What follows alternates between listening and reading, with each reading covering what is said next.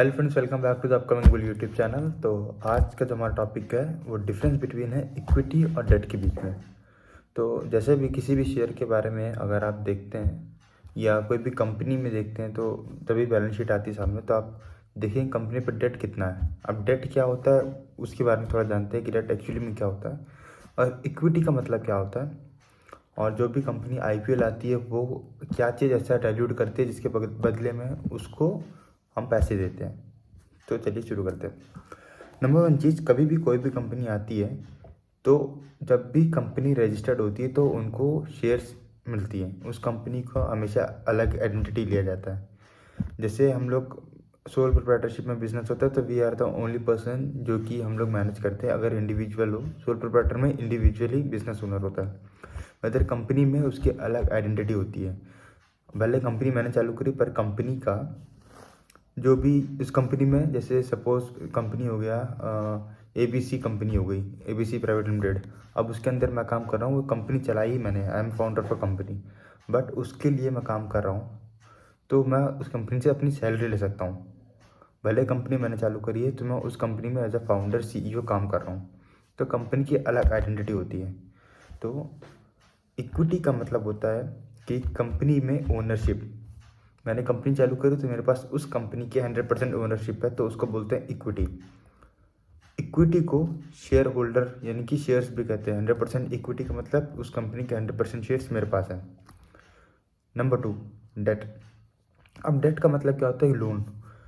कोई भी कंपनी के ऊपर कितना डेट है वो अगर वो आपको जानना है तो सीधा सीधा, अगर आपको टर्म नहीं समझ में आ रहा क्या है पूछना, तो उससे पूछिए आपके ऊपर लोन कितना है।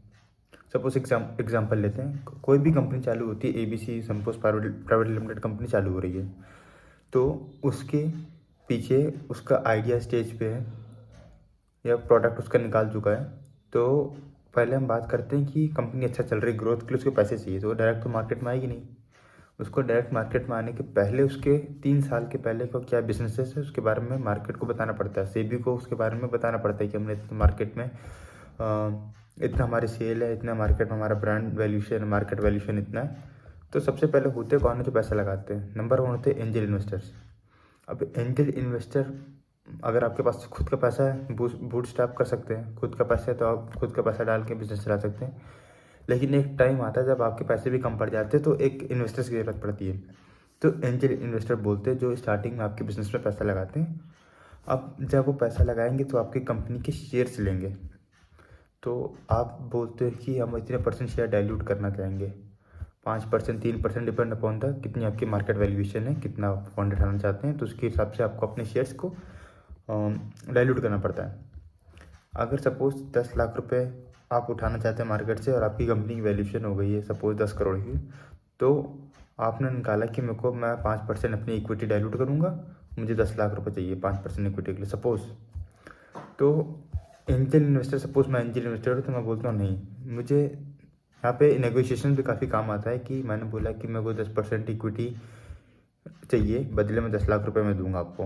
आपने बोला मुझे 5% मैं कंफर्टेबल फील करता हूँ, मैंने बोला मैं 10 लाख दूंगा 10% इक्विटी पे। तो नेगोशिएशन होते होते हम आते हैं 8% पे कि ना आपका ना मेरा, हम 8% पे डील क्लोज करते हैं। तो आपकी कंपनी के 8% शेयर्स मेरे को मिल जाएंगे, 8% हिस्सेदारी, ओनरशिप मेरे को मिल जाएगी। अब उसमें कितने नंबर ऑफ़ शेयर्स हो सकते हैं वो आगे फ्यूचर में बताएंगे कि कैसे इसमें शेयर्स स्प्लिट क्या होता है, बोनस क्या कैसे करते हैं। मार्केट के पहले नहीं आई, मार्केट में कंपनी लिस्ट नहीं, उससे पहले भी स्प्लिट हो सकता है। फेस वैल्यू के अंदर भी काफ़ी सारी चेंजेस हो सकती है।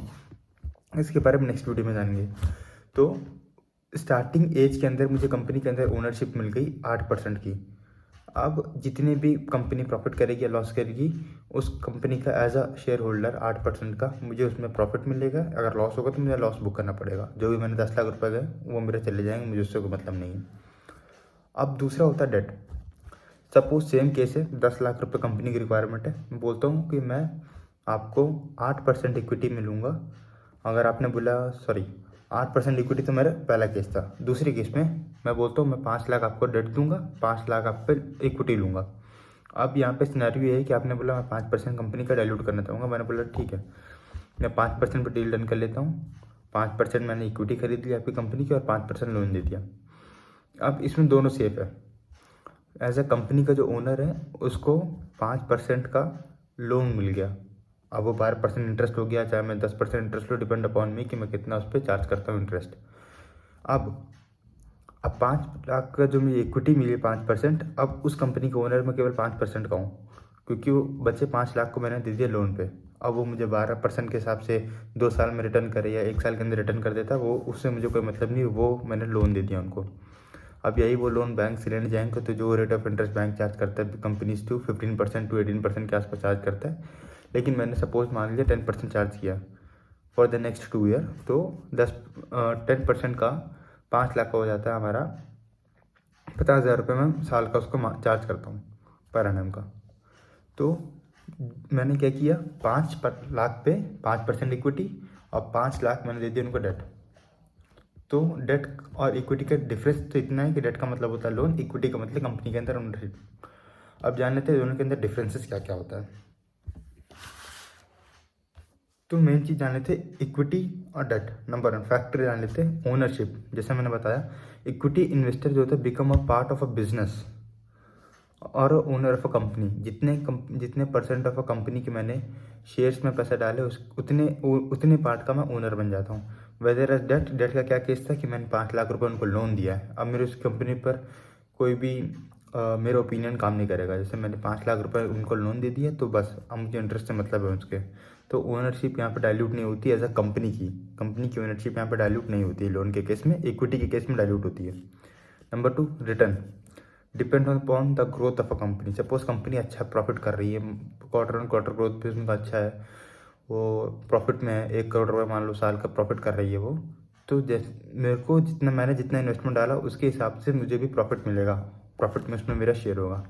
Weather in the return of debt, तो उसमें फिक्स रिटर्न है 12% के, जैसे मैंने चार्ज किया कि मुझे 12% का रिटर्न मिलना चाहिए, चाहे आपकी कंपनी लॉस करे चाहे प्रॉफिट, मुझे तो मेरे का लोन का पैसा चाहिए with interest. Risk much higher risk than debt. अगर मैंने किसी भी कंपनी के अंदर पैसा लगाया है, नंबर 1 थिंग, पहले मैं एनालिसिस करूँगा कि हाँ कंपनी अच्छी है कि नहीं है। अगर मुझे लगता है कंपनी अच्छी है तो मैं पैसा लगाता हूँ। दूसरे केस के अंदर ये है कि अगर कंपनी अच्छा चलती है तो मुझे प्रॉफिट मिलेगा, अगर कंपनी डूब जाती है तो मेरा पैसा जाएगा। तो यहाँ पर रिस्क मतलब वही है कि अगर कंपनी नहीं चलती है तो जो भी मैंने पैसा दिया वह मैं भूल जाऊँ, वो लॉस है, पूरा कंप्लीटली लॉस है।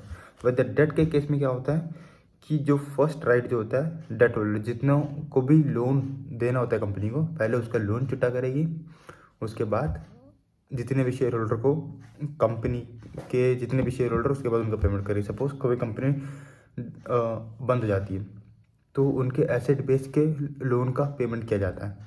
सपोज किसी कंपनी के पास 5 करोड़ के एसेट है और डेट उनके पास 1 करोड़ का है, तो 1 करोड़ के डेट को वो भरने के लिए अपने 5 करोड़ के एसेट बेचेगी, बचे 4 करोड़ वो अपने शेयर होल्डर में बांटेगी। डिपेंड करता है कि शेयर होल्डर ने जितना जितना परसेंट का हिस्सेदारी थी। Number 3 investors. सो हमारा नेक्स्ट आता है चौथी फैक्टर इन्वेस्टर और लेंडर।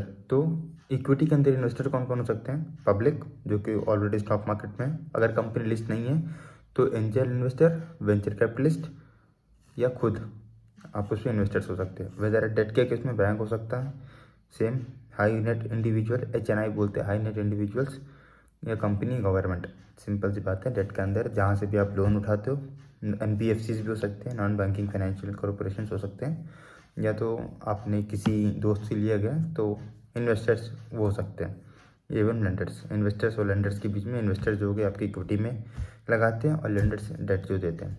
और प्रोडक्ट्स क्या क्या आता है, प्रोडक्ट्स के बेसिस पे भी किया जाता है। तो प्रोडक्ट्स हो गया स्टॉक्स, इक्विटी के अंदर stocks, mutual fund, ELSS, ULIPs, private equity, startup business, ये सब इक्विटी के अंदर सकते हैं। जो तो स्टार्टअप होते हैं उनको स्टार्टिंग में फंडिंग चाहिए होती है, अच्छी खासी फंडिंग, तो तब हम लोग को एज ए एंजल इन्वेस्टर ज़्यादा इक्विटी मिल जाती है as compare to stock market.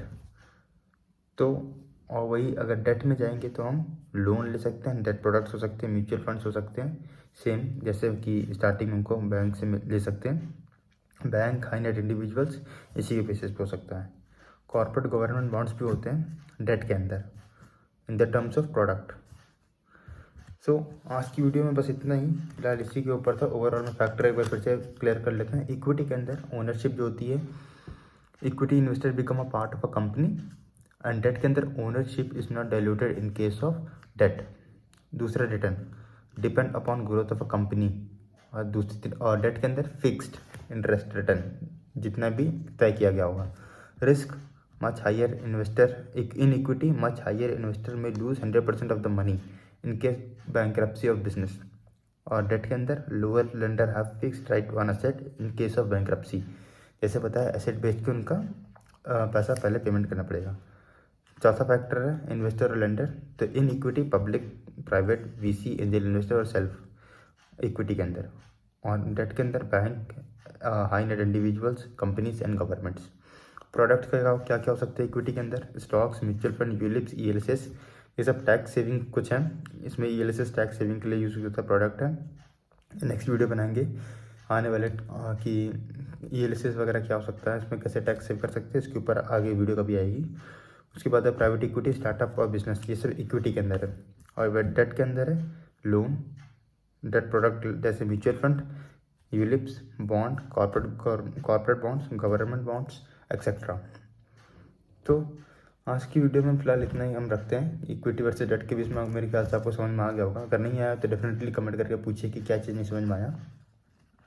और अभी हम लोग बनाते हैं वीडियो कि अगला वीडियो हम लोग जानते हैं कि लायबिलिटी और एसेट्स क्या होता है, कितने टाइप के एसेट्स होते हैं, कितने टाइप की लायबिलिटीज़ होती है, इक्विटी को कितने टाइप के होते हैं, शेयर्स में भी काफ़ी टाइप्स के होते हैं। प्रेफरेंस शेयर हो गया, इक्विटी शेयर्स हो गया, प्रेफरेंस में भी कितने प्रेफरेंस शेयर होते हैं। ये थोड़ा कॉमर्स का बैकग्राउंड है, काफ़ी अच्छा है, इसके बारे में आपको जानने को मिलेगा। तो फिलहाल इतना ही रखते हैं। फिर अगली जो वीडियो आएगी बुक वैल्यू, मार्केट वैल्यू और फेस वैल्यू के ऊपर। किसी भी कंपनी के फेस वैल्यू, मार्केट वैल्यू और बुक वैल्यू कैसे निकाली जाती है इसके ऊपर आएगा। तब तक के लिए वीडियो को यहीं क्लोज करते हैं। तब तक के लिए चैनल सब्सक्राइब करें, लाइक करें, कमेंट करें, शेयर करें अगर वीडियो अच्छी लगी। और अगर कुछ सवाल आपके तो डेफिनेटली कमेंट सेक्शन में पूछें। तब तक के लिए जय हिंद।